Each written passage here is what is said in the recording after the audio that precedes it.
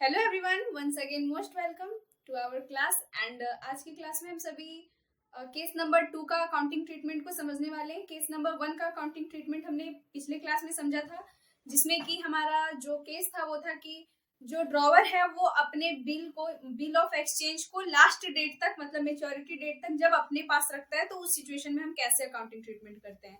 But आज की class में हम सभी समझेंगे कि जब ड्रॉवर जो है वो उस बिल को, जो बिल ऑफ एक्सचेंज है, उस बिल को बैंक के द्वारा डिस्काउंटिंग कर देता है, डिस्काउंट करवा लेता है, तो डिस्काउंटिंग के समय में हम कैसे अकाउंटिंग ट्रीटमेंट करते हैं इसे समझेंगे। ठीक है, तो केस आप यहाँ पे नोट डाउन कर लो। ये केस नंबर 2 हमारा आज होने वाला है। ओके, और इस केस में हमारा केस है when bill is discounted, when bill is discounted by bank. Okay, जब बिल जो है वो बैंक से डिस्काउंट हम करते हैं तो देखो इसका मतलब क्या होता है। तो डिस्काउंटिंग ऑफ बिल, इसके बारे में मैंने आपको पहले ही बताया था कि जैसे जब ड्रॉवर होता है, ठीक है, ड्रॉवर लेट्स से, एंड एक होता है ड्रॉई, ठीक है, और पेई के बारे में भी हम बात नहीं करते हैं। मान लेते हैं कि ड्रॉवर जो है वो एक्स लिमिटेड है और ये कोई भी है, जैसे मान लो इसका नाम है एबीसी, ठीक है, इस पर्सन जो ड्रॉई है उसका नाम है एबीसी एंड यहाँ पे जो ड्रॉवर है वो एक्स लिमिटेड है। इसने 10,000 रुपीज का गुड्स जो है वो 10,000 रुपीज का गुड्स जो है वो एबीसी लिमिटेड को सेल किया था, ठीक है, किसमें, क्रेडिट में। बट क्रेडिट में सेल करने के कारण से ही ड्रॉवर ने एक बिल लिखा था, ठीक है, जिसे बिल ऑफ एक्सचेंज बोलते हैं। एंड इस बिल में जो है वो मेच्योरिटी पीरियड जो है, मतलब मेच्योरिटी डेट जो है वो 3 मंथ्स के दिए गए थे, ठीक है। तो देखो अब इस ड्रॉवर को जो है वो ये जो बिल इसने लिखा है 3 मंथ्स का, इस पे अमाउंट कब मिलने वाला है, 3 मंथ्स के बाद ही तो मिलेंगी ना। जैसे कि जब बिल लिखा गया है इसमें तो साफ साफ लिखा हुआ है कि इसका जो मेच्योरिटी डेट है वो आफ्टर 3 मंथ्स आने वाला है। आफ्टर 3 मंथ्स मतलब 3 महीने के बाद ये ड्रॉई पेमेंट करेगा ड्रॉवर को, एक्स लिमिटेड को, ये 10,000 रुपीज। बट अगर बीच में ही, मतलब 3 मंथ्स कंप्लीट होने से पहले ही अगर ड्रॉवर को इस अमाउंट की जरूरत है, कुछ रुपए की जरूरत है, या उसे कुछ ऐसा नीड पड़ गया है कि उसे चाहिए अब 10,000 रुपीज, तो इस सिचुएशन में वो क्या करे। तो इसका एक सॉल्यूशन निकलता है कि ये ड्रॉवर जो एक्स लिमिटेड है वो इस बिल को लेकर के सीधा जाता है बैंक के पास, ठीक है, एंड इस बैंक में जाकर के इस बिल को देता है एंड बोलता है कि इस बिल पे आपको 3 मंथ्स के बाद पेमेंट मिल जाएंगी, बट आप मुझे आज ही इसी समय पर, मतलब आज ही इसी डेट पर मुझे पेमेंट कर दो, ठीक है। इसके बदले में आपको जो अमाउंट है वो 10,000, मतलब ये अमाउंट जो है जो आप मुझे आज पे करेंगे 10,000 रुपीज, वो इस बिल पे आपको 3 मंथ्स के बाद रिसीव हो जाएगा, ठीक है। अब एप्लीकेशन होता होगा, ऐसे बोल के तो होता नहीं है कुछ भी, है ना। तो इतना काम होता है। जब ड्रॉवर जो है वो बिल को मेच्योरिटी डेट तक अपने साथ नहीं रखता, मेच्योरिटी डेट से पहले ही बैंक में जाकर के उस बिल से अमाउंट वो ले लेता है बैंक से, ठीक है। तो इस सिचुएशन में हम अकाउंटिंग ट्रीटमेंट कैसे करते हैं इसे समझेंगे। आई होप कि आपको डिस्काउंटिंग समझ में आ गया। और हाँ, एक चीज और, ये जो 10,000 रुपीज एक्स लिमिटेड को 3 मंथ्स के बाद मिलने वाले हैं, उसी 10,000 रुपीज को ये एक्स लिमिटेड जो है वो बैंक में जाकर के आज ही ले लेता है, मतलब 3 मंथ से पहले ही ले लेता है। तो एक तरह से बैंक जो है वो ये एक्स लिमिटेड को क्या कर रही है, लोन ही दे रही है ना 3 मंथ से पहले। ये जो 10,000 रुपीज बैंक पे करेगी एक्स लिमिटेड को, तो ये एक्स लिमिटेड जो 10,000 रुपीज ले रही है वो 10,000 रुपीज बैंक को कब मिलेगा, 3 महीने के बाद। तो ये जो 3 महीने तक बैंक ने अपना 10,000 रुपीज इस एक्स लिमिटेड को दिया है, तो इसके बदले में वो एक चार्ज लेती है, ठीक है, जिसे डिस्काउंटिंग चार्ज बोलते हैं, ठीक है। आप एक तरह से इसे इंटरेस्ट भी बोल सकते हो कि कितने इतने दिनों के लिए वो, मतलब बैंक जो है वो एक्स लिमिटेड को लोन ही तो है ना, ये एक तरह से लोन ही हम इसे समझेंगे, ठीक है, इसे लोन ही माना जा सकता है। तो उसके बदले में बैंक जो है वो चार्ज कट करती है, जिसे डिस्काउंटिंग चार्ज कहते हैं। एंड इसका रेट जो है वो आपको क्वेश्चन में गिवन होगा। तो देखो हम सॉल्यूशन तो करेंगे ही अभी क्वेश्चन का, लेकिन सबसे पहले अकाउंटिंग ट्रीटमेंट को समझ लेते हैं एंड उसके बाद एक एग्जांपल भी सॉल्व कर लेंगे, उससे हमारा कॉन्सेप्ट भी क्लियर हो जाएगा, ठीक है। तो देखो मैं अभी से क्लीन कर देती हूँ। हाँ, तो देखो हम सभी जानते हैं कि जो हमारा अकाउंटिंग ट्रीटमेंट है वो ड्रॉई के बुक में भी हमें करना है और ड्रॉवर के बुक में भी करना है, ठीक है। तो देख लो हम अकाउंटिंग ट्रीटमेंट दोनों के बुक में करने वाले हैं। और यहाँ पे एक चीज याद रखना कि ये जो अकाउंटिंग ट्रीटमेंट हम दोनों के बुक में करने वाले हैं, तो ड्रॉवर का मतलब ड्रॉई का जितना भी अकाउंटिंग ट्रीटमेंट हमने पिछले क्लास में समझा था ना, वही सारा यहाँ पे भी होने वाला है। मतलब ड्रॉई का अकाउंटिंग ट्रीटमेंट में कोई भी चेंजेस नहीं होगा। जो अकाउंटिंग ट्रीटमेंट हमने केस 1 में पढ़ा वही केस 2 में भी पढ़ेंगे, केस 3 में भी पढ़ेंगे एंड केस 4 में भी वही पढ़ेंगे, ठीक है। इसमें कोई चेंजेस नहीं होने वाला। अभी फिर भी मैं आपको बता दूंगी, इसमें कोई प्रॉब्लम नहीं है। देन हम ड्रॉवर का भी समझेंगे, ठीक है, एंड इधर हम ट्रांजेक्शन्स को समझेंगे। तो देखो सबसे पहला ट्रांजेक्शन क्या होता है, तो सबसे पहला जो ए नंबर में हम जानेंगे वो है सेल। मतलब जब ड्रॉवर गुड्स को सेल करता है ड्रॉवी को, और ड्रॉवी के लिए वो क्या है, परचेज है। ड्रॉवर के लिए सेल और ड्रॉवी के लिए परचेज। तो सेल और परचेज के टाइम पे हम कौन सा अकाउंटिंग ट्रीटमेंट करते हैं, ठीक है। तो देखो जब ड्रॉवर सेल करेगा क्रेडिट में तभी तो बिल ऑफ एक्सचेंज बनेगा ना। कैश में बनाने के लिए कुछ होता है क्या, मतलब अगर कैश में ट्रांजेक्शन हुआ है तो फिर तो कोई प्रॉब्लम ही नहीं है, उसको रिकॉर्डिंग भी नहीं करेंगे तब भी चलेगा। बट यहाँ पे क्रेडिट में होता है तभी हम ये बिल ऑफ एक्सचेंज पढ़ रहे हैं। तो यहाँ पे हम क्या करेंगे, ड्रॉवी को जो है दे रहे हैं ना, तो ड्रॉवी का नेम क्या है, कुछ भी हो सकता है, एक्स वाई जेड कुछ भी नेम हो सकता है ड्रॉवी का। तो आप यहाँ पे ड्रॉवी को, ड्रॉवर के लिए क्या है, ये ड्रॉवी डेटर है। डेटर मतलब जिससे अमाउंट रिसीव करने है। तो ड्रॉवर जो है, ये ड्रॉवर वो इससे अमाउंट रिसीव करने वाला है ना फ्यूचर में, ये डेटर ही हुआ ना। तो यस, इसे हम डेटर लिखेंगे, ठीक है। तो डेटर्स अकाउंट जो है वो आपके यहाँ पे डेबिट हो जाएंगे। एंड टू क्या लिखते हैं हम, सेल्स अकाउंट। ओके, आई बात समझ में। अब ऐसा क्यों लिखा हमने, debtor account debit to sales account. तो डेटर यहाँ पे क्या है, पर्सनल है according to traditional approach. Traditional approach से अगर हम देखें तो डेटर हमारा पर्सनल अकाउंट है। एंड पर्सनल का रूल कहता है debit the receiver credit the giver. तो यहाँ से जो गुड्स जा रहा है वो रिसीव कौन कर रहा है, ये डेटर ही तो कर रहा है, ड्रॉवी ही तो कर रहा है ना, इसीलिए हमने उसे डेबिट किया है। आई बात समझ में। यहाँ पे नेम होगा, डेटर ही नहीं होगा, नेम लिखेंगे आप, क्वेश्चन में आपको नेम गिवन होगा। टू सेल्स हमने क्यों लिखा, तो सेल्स देखो क्या होता है, नॉमिनल अकाउंट होता है। और नॉमिनल का रूल कहता है कि all expenses and losses are debit, all incomes and gains are credit. तो सेल करना हमारे लिए इनकम है, इसलिए हम इसे क्रेडिट में दिखाएंगे। ओके, ये तो हो गया हमारा ट्रेडिशनल अप्रोच से। अगर मॉडर्न अप्रोच की बात करें तो मॉडर्न अप्रोच की बात करें तब भी हम यहाँ बहुत आसानी से समझ सकते हैं, क्योंकि ये जो डेटर हमने यहाँ लिखा है डेबिट में, तो डेटर मतलब क्या होता है, डेटर क्या होता है, डेटर जो है वो एसेट्स होते हैं, ठीक है। और एसेट्स जब इंक्रीज होते हैं ना तो हम उन्हें डेबिट में रिकॉर्ड करते हैं, तो ये डेटर है। अगर हम किसी को क्रेडिट में सेल किए हैं तो मेरे लिए तो मेरा डेटर बढ़ गया ना। मतलब एक तरह से आप बोल सकते हैं कि एसेट्स आपका इंक्रीज हो गया, तो एसेट्स इंक्रीज होने के कारण आप उसे डेबिट में दिखाए हैं। एंड ये सेल क्या होता है, तो सेल रिवेन्यू है, ठीक है, रिवेन्यू है। और रिवेन्यू जब हमारा इंक्रीज होता है तो उसे हम क्रेडिट में दिखाते हैं। तो सेल करने से रिवेन्यू इंक्रीज हो रहा है, हम उसे क्रेडिट में दिखाएंगे। आई बात समझ में। सेम कंडीशन यहाँ ड्रॉवी के पास आता है। जब ड्रॉई क्रेडिट में परचेज करता है तो सबसे पहले तो वो अपना परचेज जो किया उसे वो डेबिट करेगा, परचेज अकाउंट डेबिट। एंड ये किससे परचेज किया है, तो पर्सनल का रूल क्या कहता है, debit the receiver credit the giver. तो गिवर कौन है, यहाँ पे ड्रॉवर है ना। बट ये ड्रॉवी के लिए ड्रॉवर क्या हुआ, क्रेडिटर हुआ ना, क्योंकि इसे पेमेंट करना है। तो टू क्रेडिटर्स अकाउंट। आई बात समझ में। ये हो गया आपका पहला एंट्री, ठीक है, पहला एंट्री हो गया।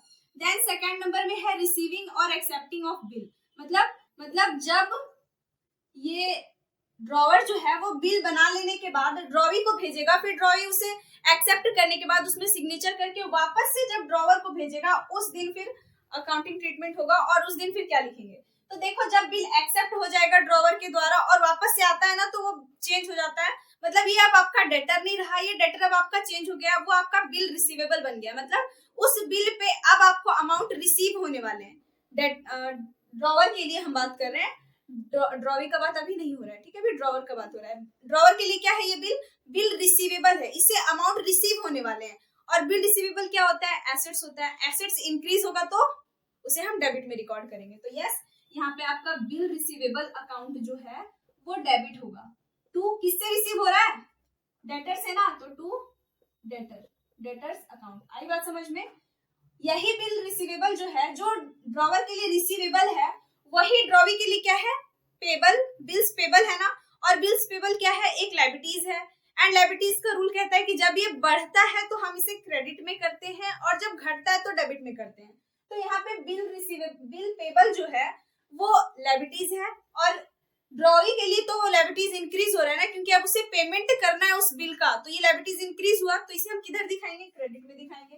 तो सीधा लिख दो टू बिल्स पेबल अकाउंट, और डेबिट में किसे, तो किससे करेंगे, तो क्रेडिटर को देंगे ना, टू क्रेडिटर्स अकाउंट जो है वो आपके डेबिट हो जाएंगे। आई बात समझ में। क्रेडिटर डेबिट क्यों हुआ, क्योंकि क्रेडिटर पर्सनल अकाउंट है और पर्सनल का रूल कहता है कि all expenses and losses are debit, sorry personal का रूल कहता है डेबिट द रिसीवर, तो ये बिल पेपर कौन रिसीव करेगा, क्रेडिटर ही तो करेगा ना, ये ड्रॉवी, और ड्रॉवी कौन है, ड्रॉवर कौन है ड्रॉवी के लिए, क्रेडिटर ही है, ठीक है। आई होप कि आपको सारे कॉन्सेप्ट समझ में आ रहे हैं। देन ये हो गया हमारा। देन सी नंबर में क्या है, तो देखो पहला तो काम होगा सेल करने का, फिर दूसरा काम बिल रिसीव करने का। अब मेच्योरिटी डेट तक तो रखा ही नहीं है ड्रॉवर अपने पास बिल, तो तीसरा नंबर एंट्री क्या हमारा मेच्योरिटी का होने वाला है, नहीं, तीसरा नंबर एंट्री जो है वो हमारा उस दिन का होगा जिस दिन ये ड्रॉवर जो है बिल को डिस्काउंट करेगा बैंक से। आई बात समझ में, जिस दिन ये ड्रॉवर जो है इस बिल को डिस्काउंट करेगा बैंक से, उस दिन का एंट्री। तो हम यहाँ पे क्या लिखेंगे, यहाँ पे लिख दो डिस्काउंटिंग ऑफ बिल, जिस दिन बिल जो है वो डिस्काउंट होगा, ठीक है, वही डेट यहाँ लिखते हैं, डिस्काउंटिंग ऑफ बिल। तो देखो यहाँ पे सिंपल है, जब बिल डिस्काउंट करेगा तो वो काम किसका है, ड्रॉवर का, ड्रॉवर ही जाएगा बैंक में, और ड्रॉवर और बैंक के बीच का काम है ये, इसमें ड्रॉवी का कोई काम नहीं है। तो ड्रॉवी के, तो यहाँ पे सबसे पहले ड्रॉवर में आप क्या एंट्री करोगे, तो इसे बैंक से अमाउंट रिसीव होगा, तो रिसीव होने के लिए आप इसे बैंक अकाउंट जो है वो डेबिट करोगे, ठीक है। और फिर क्रेडिट में क्या, तो ये किसके अगेंस्ट रिसीव हुआ है आपको, तो ये बिल रिसीवेबल, ये जो BR है इसके बदले में ही रिसीव हुआ है ना, बिल्स के बदले में ही, तो क्रेडिट में तो आप BR ही करोगे, ठीक है, BR अकाउंट, ठीक है। और एक चीज और होता है, मैंने आपको बताया कि इसे पूरा अमाउंट नहीं मिलता, जैसे लेट से कि 10,000 का अगर बिल है तो ये पूरा 10,000 ही इसे बैंक से नहीं मिलने वाला है, कुछ अमाउंट जो है वो बैंक इंटरेस्ट के तौर पे काट लेती है, ठीक है, इंटरेस्ट के तौर पे काट लेती है। ऐसा क्यों करती है, क्योंकि देखो ऐसा तो जरूरी नहीं है ना कि आज 1,000 रुपीज में जितना परचेजिंग आप कर सकते हैं, जितना अपना खर्चा कर सकते हैं, उस 1,000 रुपीज में 3 महीने के बाद, 4 महीने के बाद भी आप उतना ही खरीदें, ऐसा जरूरी है क्या, नहीं। जो मनी का वैल्यू है वो बढ़ता घटता रहता है मार्केट में, ठीक है, इसलिए बैंक जो है वो आपको इंटरेस्ट लेती है। आज आपका 10,000 का वैल्यू जितना है मार्केट में, हो सकता है कि 2 मंथ्स के बाद, 3 मंथ्स के बाद उससे कम हो जाए, ठीक है। तो इसलिए बैंक जो है वो अपने कुछ चार्जेस कट करती है, जैसे बिल ऑफ एक्सचेंज में डिस्काउंटिंग चार्जेस बोलते हैं इसे। तो डिस्काउंटिंग चार्जेस जो है वो आपका एक्सपेंस है, और एक्सपेंस जब बढ़ता है तो उसे हम डेबिट में रिकॉर्ड करते हैं, इसलिए मैं इसे डेबिट में लिख रही हूँ। तो डिस्काउंटिंग चार्जेस अकाउंट डेबिट आपका हो जाएगा, ठीक है। आई होप कि आपको समझ में आ रहा है। अब ड्रॉवी के बुक में तो ये काम जो है वो ड्रॉवर और बैंक के बीच में हुआ है, ड्रॉवी का तो इसमें कोई काम ही नहीं है, वो तभी पेमेंट, इसमें बस आपका 3 ही एंट्री होने वाला है, जो हम स्टार्टिंग में ही पढ़ चुके हैं, ठीक है। तो इसमें इस डेट को कोई एंट्री नहीं होगा, ठीक है, क्योंकि बैंक से डिस्काउंटिंग कराने का काम इधर ड्रॉवर और बैंक के बीच का है, ड्रॉविंग से इसे कोई मतलब नहीं है, ठीक है। तो इसमें अब क्या 3 ही एंट्री होगा, नहीं, 4th नंबर एंट्री भी हमारा बाकी है मेच्योरिटी डेट का, ठीक है। तो on the date of maturity date के दिन हम क्या करेंगे, तो देखो मेच्योरिटी डेट के दिन जो है, अब बताओ ये ड्रॉवी जो है वो पेमेंट करेगा बस मेच्योरिटी डेट के दिन, तो ये पेमेंट कौन रिसीव करेगा, बैंक या फिर ये ड्रॉवर। ड्रॉवर कैसे रिसीव कर सकता है, ड्रॉवर तो पहले ही रिसीव कर लिया ना बैंक से, तो अब ड्रॉवर को कोई राइट नहीं है इस बिल पे अमाउंट रिसीव करने का, ठीक है। इसलिए ड्रॉवर क्या करेगा, तो सिंपल है, ड्रॉवर जो है वो इसमें कोई काम नहीं करने वाला है, इस दिन इसका नो एंट्री होगा, कोई एंट्री ये नहीं करने वाला है, क्यों, क्योंकि अब इसे कोई मतलब नहीं है, बस ड्रॉवी को मतलब है ये अपना बिल का पेमेंट कर देगा, पेमेंट आपका बैंक के पास जाने वाला है, ठीक है। आई बात समझ में, तो बस सिंपल है, बिल्स पेबल का पेमेंट हो जाएगा, इसलिए बिल्स पेबल जो लायबिलिटीज है वो कम हो जाएगा, इसलिए ये हमारा डेबिट में हम दिखाएंगे, एंड टू बैंक, ठीक है, अकाउंट। ओके, आई बात समझ में। तो यही है आपका अकाउंटिंग ट्रीटमेंट, इतना ये 4 अकाउंटिंग होता है आपका, ठीक है, मतलब 3 इसमें और 3 इसका। अब देख लो कैसे करना है, ये आपका ट्रांजेक्शन्स था, ये आपका ड्रॉवर के बुक में, और ये ड्रॉवी के बुक में। आई बात समझ में, नोट करना है या स्क्रीनशॉट लेना है तो आप जरूर ले सकते हैं, अभी हम एग्जाम्पल को सॉल्व करेंगे। सो आई होप कि आपको ये समझ में आ गया। अब मैं इसे क्लीन करती हूँ, एंड अब हम सभी इसी पे बेस्ड एक एग्जाम्पल को सॉल्व करेंगे, ठीक है। तो आई होप कि आपको ये समझ में आ गया ना, मैं इसे क्लीन कर देती हूँ। तो देखो क्वेश्चन जो है ये हमारा एग्जाम्पल ही है, जो एग्जाम्पल को मैंने पिछले क्लास में आपको बताया था वही एग्जाम्पल है, बस इसमें हमारा थोड़ा सा चेंज है, जो कि केस मैंने चेंज किया है, ठीक है। और आपका बुक में भी ऐसे ही गिवन था। तो क्वेश्चन है, Amit sold goods for 20,000 to Sumit on credit on 1 January 2017। Amit जो है वो गुड्स सेल किया है सुमित को 1 जनवरी 2017 को क्रेडिट में कितने का, 20,000 रुपीज का। Amit draw a bill of exchange upon Sumit for the same amount for 3 months. मतलब यही 20,000 के लिए अमित जो है वो सुमित के ऊपर एक बिल लिखता है, ठीक है। आगे क्या लिखा है, 3 मंथ्स के लिए। Sumit accepted the bills and return it to Amit. Sumit जो है वो बिल को एक्सेप्ट कर लेता है और फिर अमित को उसे रिटर्न भी कर देता है। Sumit made his acceptance on maturity, मतलब मेच्योरिटी के डेट पे वो पेमेंट भी कर दिया उसने। Record the necessary journal entries when Amit discounted the bill at the rate of 12% per annum from his bank. अब इसमें आपको यही वाला केस दिया हुआ है कि जब अमित जो है उस बिल को मेच्योरिटी डेट तक अपने पास नहीं रखा है, बल्कि मेच्योरिटी डेट से पहले ही उसने बैंक में जाकर के और इस बिल को डिस्काउंट करवा लिया है, ठीक है, इस बिल से अमाउंट रिसीव कर लिया। तो इस सिचुएशन में आप जर्नल एंट्रीज कैसे करेंगे, तो देखो मतलब इस सॉल्यूशन लिख लेना, journal entries in the books of drawer का अलग करना, पहले ड्रॉवर का बना लेना, उसके बाद सेकंड में journal entries in the books of drawing, ऐसे ही करना आप, ठीक है। अब हम यहाँ पे अब मैं आपको यहाँ पे शॉर्ट में बता दे रही हूँ, तो इसका मतलब ये नहीं कि आप भी ऐसे एग्जाम में बनाना, आपको अलग अलग बनाना है। इधर हम in the books of drawer का करेंगे, ठीक है, in the books of drawer, और इसमें ड्रॉवर कौन है, अमित है ना, तो in the books of Amit लिखना, ठीक है। और फिर इसके इतना कर लेने के बाद आपको करना है, इतना लिखने के बाद फिर ये लिखना, ठीक है, in the books of drawing, जो कि इसमें कौन है, सुमित, ठीक है। तो देखो सबसे पहला काम जो हुआ है वो है गुड्स का परचेजिंग और सेल करने का। तो ये 1 जनवरी 2017 को हुआ है, डेट ऐसे लिख देती हूँ मैं, देन इधर लिखते हैं हम डेट, ठीक है, 1/1/17 एंड इधर भी हमारा 1/1/17। तो देखो सबसे पहले क्या होने वाला है, तो गुड्स सेल किया है ना अमित ने, तो किसे सेल किया, सुमित को, तो सुमित यहाँ पे रिसीवर है, तो सुमित जो है वो यहाँ पे आपका डेबिट होने वाला है टू सेल्स अकाउंट। आई बात समझ में, कितने का, 20,000 रुपीज का एंड 20,000 रुपीज का, ठीक है। यही सेल जो है वो सुमित के लिए क्या है, परचेज है, सुमित ने परचेज किया है, तो इसका एंट्री क्या हो जाएगा इसमें, तो परचेज अकाउंट जो है वो आपके डेबिट हो जाएंगे टू, किससे परचेज किया आपने, सुमित से ना, सॉरी अमित से ना, तो अमित कितने का, 20,000 rupees and 20,000 rupees. Okay, I hope कि आपको इतना समझ में आ रहा है। नरेशन लिख देना, being goods sold on credit, being goods purchased on credit, ठीक है। नरेशन हमेशा ध्यान में रखना, हमेशा आपको नरेशन लिखना है, उसके बाद तो ऐसे बंद कर देना है, ठीक है। देन जो काम हुआ है वो है बिल का रिसीविंग करने का। तो बिल रिसीव हुआ है, बिल किसने रिसीव किया, तो बिल को सुमित ने रिसीव किया, एक्सेप्ट करने के बाद वापस से भेज दिया किसे, अमित के पास। और ये काम कब हुआ है, तो इसका डेट नहीं लिखाना, मतलब ये जिस दिन बिल ड्रॉन हुआ है उसी दिन का काम है, तो यही डेट आप लिखोगे, ठीक है, 1/1/17 एंड इधर भी 1/1/17, मतलब 1 जनवरी 2017। तो देखो बिल को रिसीव करने का क्या है, तो ये जो सुमित है वो अब क्या हो गया, चेंज हो गया, बिल रिसीवेबल बन गया। तो बस यहाँ पे आपको कुछ नहीं करना, बिल रिसीवेबल को आप डेबिट करोगे हमेशा की तरह, ठीक है, bill receivable account debit to, किसे रिसीव हुआ है, तो सुमित से, तो टू सुमित, कितने का, 20,000 रुपीज का, एंड इधर भी आप 20,000 लिखोगे, ठीक है। देन इधर आपको क्या करना है, तो ये आपको फिर जो इसके लिए बिल रिसीवेबल है वो सुमित के लिए क्या है, पेबल है, सुमित इसे पेमेंट करने वाला है फ्यूचर में, तो ये पेबल हो गया ना, बिल्स पेबल, तो टू बिल्स पेबल। क्यों मैंने लिखा क्रेडिट में, तो आपको पता है क्योंकि ये हमारा जो है बिल्स पेबल वो लायबिलिटीज है, और लायबिलिटीज सुमित के लिए बढ़ रहा है, इसलिए इसे उसने क्रेडिट में रिकॉर्ड किया, ठीक है। एंड डेबिट में किसे लिखेंगे, तो किसे दे रहे हैं ये बिल, अमित को, अमित है यहाँ पे रिसीवर, इसलिए अमित जो है वो यहाँ पे डेबिट हो जाएगा कितने से, 20,000 रुपीज से, एंड एक क्रेडिट हो जाएगा 20,000 रुपीज से। ओके, नरेशन क्या लिखेंगे, तो देखो नरेशन आप यहाँ पे लिख दोगे, यहाँ पे लिखना acceptance received on bill for 3 months, and यहाँ पे लिखना आप acceptance drawn by Amit on bill for 3 months, ठीक है। इस तरह से आप नरेशन लिख लेना समझ के अपना।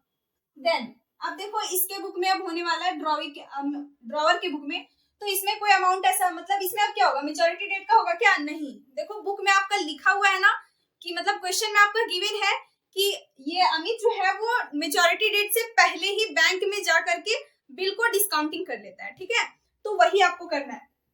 उसका डेट यहाँ पे नहीं लिखा है तो यही डेट आप मानेंगे, 1/1/17 ही मानेंगे। आप मानेंगे कि इसी दिन जो है बिल ड्रॉन भी हुआ, एक्सेप्ट भी हुआ और इसी दिन फिर बैंक में जाकर के अमित ने इस बिल को डिस्काउंटिंग भी करवा लिया, ठीक है। तो यहाँ पे आपका नरेशन मतलब एंट्री क्या होने वाला है, तो बैंक अकाउंट तो आपका डेबिट होगा ही क्योंकि इससे अमाउंट रिसीव हुआ है। और 2 में आप क्या लिखेंगे, किसके अगेंस्ट हुआ है, तो बिल रिसीवेबल के अगेंस्ट, तो बिल रिसीवेबल अकाउंट, ओके। अब यहाँ पे प्लेस मैंने क्यों छोड़ा, क्योंकि इस पे बैंक जो है वो चार्जेस कट करती है जिसे डिस्काउंटिंग चार्जेस बोलते हैं और ये एक्सपेंस है इसलिए ये डेबिट में रिकॉर्ड होता है, ठीक है। तो डिस्काउंटिंग चार्जेस यहाँ पे आप लिखोगे, डिस्काउंटिंग चार्जेस अकाउंट जो है वो आपका डेबिट होगा। अब डिस्काउंटिंग चार्जेस का कैलकुलेशन आपको वर्किंग नोट में करना है, ठीक है। तो सारा जनरल एंट्री करने के बाद नीचे में अच्छे से साफ सुथरा आपको वर्किंग नोट बनाना है। देखो कैसे हम कैलकुलेट करते हैं, तो 20,000 रुपीज है, 20,000 लिखेंगे, ठीक है। अब देखो आपका इसमें रेट गिवन है तो 12% पर एनम, ये जो 12% है ना ये आपका पूरा 1 ईयर का दिया हुआ है। कितने का? 1 ईयर का। तो क्या ये अमाउंट जो है वो बैंक ने इस अमित को 1 ईयर के लिए दिया है क्या, 1 साल के लिए दिया है क्या? नहीं ना, 3 महीने के बाद तो इस बैंक को अमाउंट रिसीव होने ही वाला है। जैसे 1 जनवरी को इसने अमाउंट रिसीव किया बैंक से एंड इसे पेमेंट फिर तो मिल ही जाएगा कब, मेच्योरिटी डेट के दिन। मेच्योरिटी डेट कब है, तो 4 अप्रैल 2017। अब कैसे 4 अप्रैल है वो अभी हम देखेंगे, ठीक है। आई बात समझ में?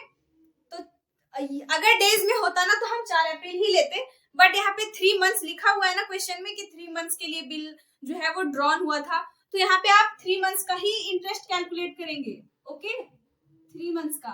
अब आप इसे सॉल्व कर लो तो यहाँ पे आपका होता है 600 रुपीज। मतलब बैंक जो है वो 600 कट करके मतलब 600 जो है वो कम देगी अमाउंट, तो यहाँ पे 600 है। एंड बिल रिसीवेबल कितने का था, 20,000 का, जिसमें से 600 जो है वो बैंक नहीं देगी तो कितना देगी, 19,400। आई बात समझ में? इस तरीके से आपको निकालना होगा। एंड नरेशन यहाँ पे लिख देना, being bill discounted from bank before the date of maturity. हो गया इसका काम। अब इसके बाद मेच्योरिटी डेट के दिन इसका कोई भी एंट्री नहीं होता और इस डेट मतलब ये जो डिस्काउंटिंग करने के लिए भी सुमित जो है वो कोई अकाउंटिंग ट्रीटमेंट करेगा क्या, नहीं करेगा। क्यों करेगा, वो इसका काम का है ही नहीं। ये अब सीधा अकाउंटिंग अपना करेगा मेच्योरिटी डेट का। मेच्योरिटी डेट का कैलकुलेशन कैसे करते हैं पता है ना, 1 जनवरी टू 3 मंथ्स आगे बढ़ो तो 1 मार्च हो जाएगा, 1 अप्रैल हो जाएगा एंड फिर उसमें 3 डेज ऑफ ग्रेस आप ऐड कर देना। अगर डेज में गिवन होता ना तो हम सारा डेज लेते, ग्रेस वाला डेज भी ले लेते, बट यहाँ पे डेज में गिवन नहीं था क्वेश्चन में, मंथ्स में लिखा था, इसलिए हमने 3/12 लिखा है, ठीक है। अब यहाँ पे आप क्या करोगे, तो देखो इसे पेमेंट करना है तो सीधा पेमेंट का एंट्री हम क्या करते हैं, बिल्स पेबल पेमेंट करना है तो बिल्स पेबल अकाउंट जो है यहाँ पे डेबिट हो जाएगा टू बैंक अकाउंट। कितने का, तो बिल्स पेबल अकाउंट जो है वो डेबिट हो जाएगा कितने का, तो ये 20,000 रुपीज और ये भी 20,000 रुपीज। ओके, आई बात समझ में? तो ये होता है जर्नल एंट्री। आई होप कि आपको ये क्लास भी बहुत अच्छे से समझ में आ गया।